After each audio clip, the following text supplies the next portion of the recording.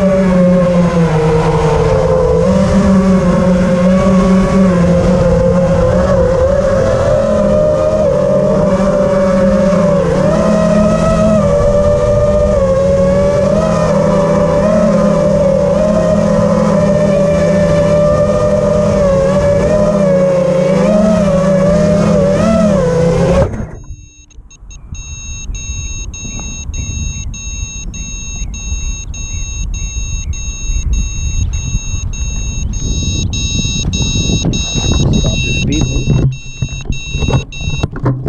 Third time is a charm. Looks like it was the antenna. So as far out as I went, 99% RSI. And I know the RSSI thing works because I set up all my alerts and all this, and I was getting all the warnings on my last flight. So I am stoked. Nothing crazy there, just having a little bit of fun. And now I'm happy. Thank goodness. I was about ready to have to return this Crossfire. That's what I was thinking was going to happen. So I'll let Armattan know that the antenna that came with it was a dud and that I replaced it. Hey, maybe I'll get a shirt or something out of it. I don't know. I'm not trying to get anything. I'm just saying that maybe they should take it out a little bit further when they do their range tests and stuff. So I'm going to recommend that to them. Other than that, that was fun. I don't think it has quite the pep as the Elegant. Just saying, those Elegants have a higher kV motor and you can feel it. But this should be pretty fun, and I plan on doing some more long range type stuff with this. That's farther than I would feel comfortable going out on 2.4, what I did right here. Probably by at least a couple thousand feet. So very cool. I'm stoked. Awesome. Thanks for watching, guys.